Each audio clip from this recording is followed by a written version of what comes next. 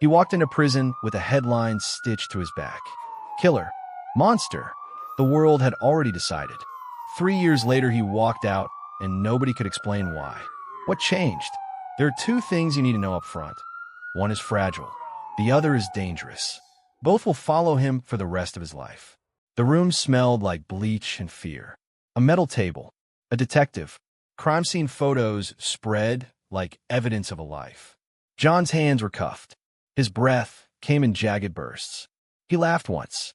It sounded like a broken thing. You did this, the detective said. Own it. He didn't remember everything. Memory had holes. Gaps that felt like accusations. He went through the gate. The world closed behind him with a clang. Prison called him what the world already believed. Monster. He learned the rules fast. Respect is currency. Fear is armor. Silence is survival. Ramirez, the man with tattoos like a map of threats, offered a simple deal. Follow me and you live. John tried to keep his head down. He failed. A fight in the laundry room. Blood on his hands. Solitary. The word monster carved deeper into him. But then an odd sound. A hymn. A voice that didn't belong in a place built on anger. A seed of something else took root. What exactly happened the night of the crime? Can a garden really change a man who has lived by his fists? Sit back, relax, and subscribe. Let's unravel the answer to this and many more questions. John's fist slammed into the metal table. The sound cracked through the room like a gunshot. The guards flinched. His breath came in jagged bursts. Sweat sliding down his temples. Eyes wild. An animal backed into a corner. You think I did this? He snarled, leaning forward. Steel cuffs biting into his wrists. You think I'm a monster here? The detective didn't blink. You're the only one who walked away alive. John laughed. Cold. Broken. A sound that didn't reach his eyes. Alive? You call this alive? The detective slid a folder across the table. Crime scene photos. Blood. A shattered bottle. A face John recognized. His jaw clenched so hard a nerve pulsed in his cheek. You did this, the detective said. Own it. John tried to breathe, but the room felt too small, too tight, like the walls themselves were accusing him. Memories flashed. Too fast, too bright. The fight, the screaming, the rage burning in his chest. And then everything went black. He lowered his head. Maybe he was the monster they said he was. The guards dragged him out, boots scraping concrete. He didn't resist, didn't speak, didn't look back. He just let the shadows swallow him whole. The prison gates clanged shut behind him like the world's cruelest full stop. Welcome home, one guard muttered. John didn't answer. He kept walking, each step heavier than the last. A prisoner leaned over the rail above and spat down at him. Fresh meat. That him, the killer? Heard he snapped and took a bottle to the man's face. John's hands curled into fists. He hated that they were right. He hated even more that he couldn't remember enough to defend himself. A guard shoved him into his cell. You get one chance in here, Doe. Don't waste it. John stared at the stained mattress. The cracked wall. The rust patches like old wounds. This wasn't a cell. It was a grave waiting to bury him alive. He sat down, head in his hands, and for the first time since that night, he let himself feel the full weight of his life crashing down. He didn't cry. People like him didn't cry, but something inside cracked, tiny and sharp, like a seed splitting open in dry soil. That first night was chaos. Fights erupted down the hall, men screaming threats that echoed like nightmares. Metal clanged. Someone pounded on their cell door over and over, laughing with a madness that chilled John's blood. He barely slept. When morning came, he shuffled out with the others. Eyes hollow. The cafeteria buzzed with hostility. Men measured each other with glances sharp enough to cut skin. John sat alone until a broad man with tattoos crawling up his neck dropped a tray across from him. You the new one, he said. John didn't answer. I'm Ramirez. I run this block. Still no answer. Ramirez smirked. Silent type. I like that. Means you listen more than you talk. Good. John poked at the food without eating. You killed a man, Ramirez continued, voice too casual. Respect. John froze. Don't say that. Why not? It got your reputation on day one. I didn't kill him on purpose. Ramirez leaned closer. You think purpose matters in here? A kill is a kill. John's stomach twisted. You stick with me, Ramirez said. You'll survive. You try to be a saint? They'll tear you apart. He stood and walked away, leaving his words like chains tightening around John's throat. Over the next week, John kept to himself, working in the laundry room, folding sheets with mechanical numbness. But trouble found him anyway. It always did. On the 6th afternoon, a man twice his size cornered him near the industrial dryers. Ramirez says you owe him respect, the man growled. John swallowed. I don't owe anyone anything. Wrong answer. The man lunged. John stumbled back, hitting the metal machine hard. Pain shot down his spine. He raised his arms to block a punch, but another fist crashed into his ribs. Fight back, someone shouted from behind the dryers. I'm not. John gasped, dodging another blow. Yes, you are, the man taunted. You're the monster, right? That word again. Monster. Something primal snapped loose inside him. His vision blurred. His pulse roared like a war drum. And before he could stop himself, he tackled the man, slammed him into the ground. Fists flew. Grunts. Blood. Shouts. It took 3 guards to pull John off him. That's enough, one bellowed, pinning him down. John could barely breathe. He stared at his hands, covered in blood, shaking uncontrollably. What am I? He whispered. Later, thrown into solitary, he pressed his forehead to the cold wall. His breath fogged the darkness. He wasn't a killer, he told himself. He wasn't. But if that was true, why did violence follow him like a shadow he could never outrun?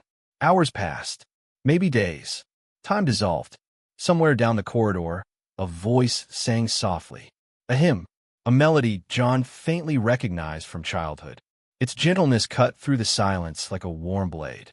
He closed his eyes. For the first time since entering prison, his heartbeat slowed. When the guards finally released him back into the main block, something felt different. The world looked the same. Gray walls, gray faces, gray everything. But inside, a strange calm settled like dust. He didn't know it yet, but this would be the moment everything changed. He just needed one unexpected encounter to ignite the transformation he never thought possible. And that encounter was waiting for him in the prison garden. John was marched to the yard with other inmates. He moved with the crowd, trying to blend in, but he noticed eyes on him, measuring, assessing. Some were curious, others predatory. Fresh meat, someone muttered behind him. John stiffened. Relax, a voice whispered beside him. It was Mateo, his cellmate. Don't turn around. I'm not scared, John said. You should be. A group of inmates sat on the far edge of the yard, watching him. One of them, a bulky man with tattoos crawling up his neck, grinned when their eyes met. He whispered something to the others, and they all laughed. John's fists clenched on instinct. Don't take the bait, Mateo warned. But John had never been good at letting things go. He took one step toward them. Mateo grabbed his arm. No, let go, John hissed. You'll die. John turned sharply. I don't care. Mateo stared at him. For a moment, something almost sympathetic flickered across his face. You should, because right now, you think you're a monster who has nothing left to lose. But that's a lie. John's breath hitched. But before he could respond, a loud whistle blew and inmates shifted toward their work assignments. John found himself pushed into a gardening detail, a dusty patch of land near the far wall. A few inmates dug trenches and watered scraggly plants. It didn't look like much. Certainly not something he expected to be assigned to. Jonathan Miller, a soft voice called. He turned. An older man in a faded work vest approached him. He had kind eyes and a gentle way of speaking that felt alien in this place. I'm Mr. Hale, the man said. I run the horticulture program. John frowned. The what? The garden, Hale said, smiling. You'll be helping here for the next few weeks. John scoffed. You think I want to play with flowers? It's not about what you want, Hale said. It's what the prison assigned. John crossed his arms. I'm not doing therapy dirt. Mr. Hale only chuckled. No one said anything about therapy. John stared at the patch of soil. So what?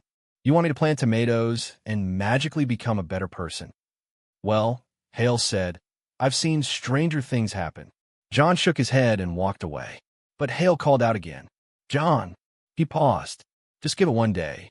If you still hate it after that, I'll ask the warden to reassign you. John raised an eyebrow. You can do that. Hale tapped his vest. Senior program instructor. I have some pull. John wasn't convinced, but something about Hale's calmness disarmed him. He grunted and returned to the garden. Hale handed him gloves and a trowel. Start by loosening that soil over there. John knelt reluctantly and stabbed the tool into the ground. The soil was hard-packed, resisting him like everything else in his life lately. He stabbed again, harder, and again, until sweat dripped down his forehead. You know, Hale said gently, you don't have to fight the dirt. It's dirt, John snapped. It doesn't fight back. You'd be surprised. John ignored him and kept digging with unnecessary force. The earth eventually began to break apart. His breathing steadied. The repetitive motion calmed him, even though he'd never admit it. After a while, Hale crouched beside him. Good work, John scoffed. I dug a hole. Every garden starts with someone willing to break the ground, Hale said softly. Even people. John froze for a second, his pulse tightening. I'm not. You don't have to explain, Hale said. Just come back tomorrow. John didn't answer, but he didn't walk away either. As the whistle blew for yard return, he wiped sweat off his forehead and realized something strange. For the first time since arriving, he hadn't felt angry the whole time. Walking back inside, Mateo nudged him. So what? How was playtime? John glared. Shut up. Mateo laughed. Fair enough. A moment passed.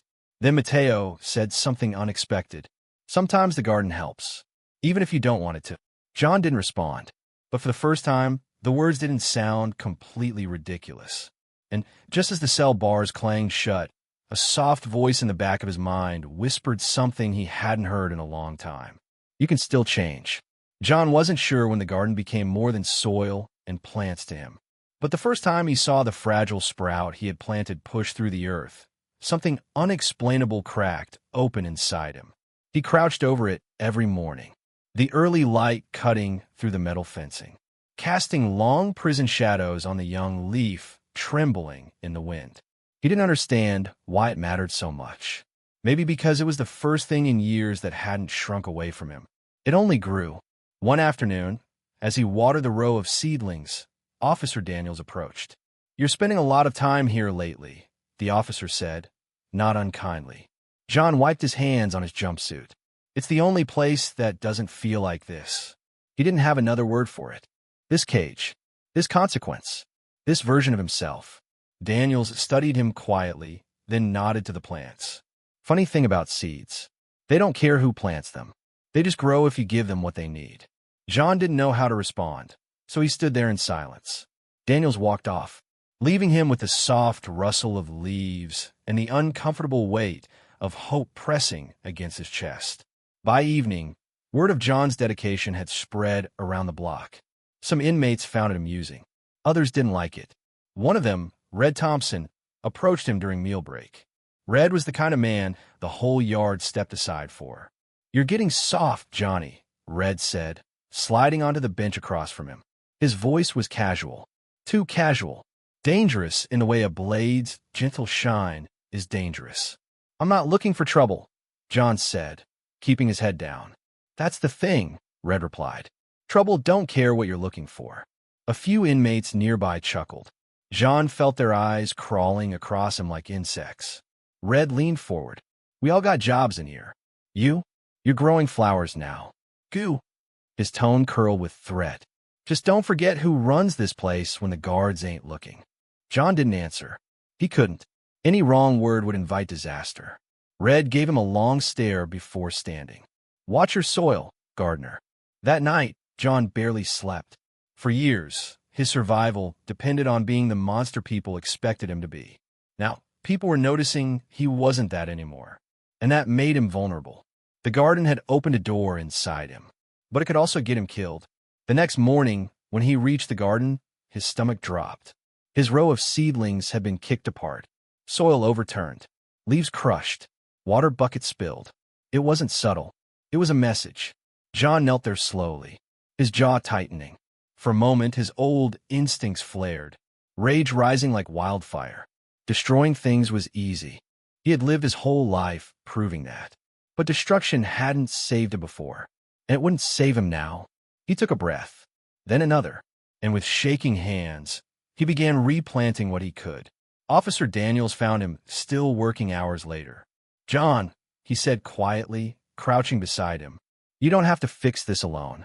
Who else will?" John muttered, pressing soil around a damaged stem. "People can surprise you," Daniels replied, "even in a place like this." John didn't believe that. Not until the next day, when he returned to find two inmates already in the garden, Rivera and Malik, standing awkwardly with extra pots, soil bags, and a pack of seeds. Malik shrugged. "We heard what happened." Rivera added, "Red's been pushing everybody around. Thought maybe we could help put things back." John blinked at them. Prison didn't usually offer second chances, much less help. "Why?" he asked. Rivera tossed a seed packet toward him. "Maybe plants ain't the only things trying to grow around here." For the first time in years, John felt something warm bloom beneath his ribs. They spent the morning restoring the bed, replanting, watering, setting up makeshift barriers. They worked mostly in silence, but it wasn't uncomfortable. It felt like building something real. During their break, Malik nudged him lightly. "You know, if you're ever telling this story someday, people will think it's about vegetables." John snorted. A real laugh. Small but genuine. "Maybe it is." But the peace didn't last. Red's crew noticed the new helpers. 2 days later, Rivera got jumped in the shower block. Malik had his bunk trashed, and John found a single warning scratched into the wood beside the garden's gate. "Stay in your place." John felt himself slipping. The old anger whispered inside him again, promising that the only way to survive was to be the monster everyone feared. For a moment, he almost believed it. But that night, lying on his bunk, staring at the cracked ceiling, he thought about the sprout, the first one he had planted, the way it had pushed through the soil despite everything pressing on top of it. Maybe he didn't want to be the monster anymore. The next morning, when Daniels inspected the block, John approached him. "Officer," he said quietly, "I need to report something." Daniels raised a brow. "You sure? Once you open that door." "I know," John said. And he did. Reporting trouble in prison was like painting a target on your own back in bright neon colors. But he wasn't protecting himself anymore. He was protecting the only good thing he had built in years. Daniels listened, nodded gravely, told him he'd look into it. Red must have sensed something shifting. That afternoon, he cornered John near the laundry room. "You talking to the guards now?" he hissed. John met his stare, heart pounding. "I'm done being afraid." Red smirked. "You think the garden makes you brave? It makes you weak." "No," John whispered, surprised at the strength in his own voice. "It makes me better." The words stunned even him. Red's smirk faded. Before anything worse could happen, Daniels appeared at the end of the corridor. Red stepped back, eyes burning. "This ain't over." As he walked away, John finally realized something that shook him more than any threat Red had made. He wasn't fighting Red. He was fighting the man he used to be. And for the first time, he was winning. John returned to the garden that evening. The sky tinted orange. The air smelled of soil and hope. Rivera and Malik joined him, both bruised but smiling. Without speaking, they got to work watering the rows. The garden looked fragile, imperfect, uncertain, just like him. But it was growing, and so was he. Weeks passed. John kept his head down, kept working, kept tending the garden, and something inside him shifted. The rage that once fueled him felt smaller. The darkness in his chest felt less consuming. One day, Warden Carter called him into his office. John's stomach dipped. The warden's office wasn't a place inmates visited casually. When he arrived, the warden sat behind his desk, glasses perched low on his nose, reading a stack of papers. He looked tired, deeply tired, but when he lifted his head, his eyes were surprisingly gentle. "John," he said, "take a seat." John sat slowly, cautious. The warden folded his hands. "I've reviewed your record, your conduct, your participation in programs." He paused. "And your recent actions in the yard." John tensed. "I know I shouldn't have fought. You saved an inmate's life." John blinked. I don't know if I." "You did," the warden said firmly. 3 inmates confirmed it. Even Officer Brackett had to acknowledge it.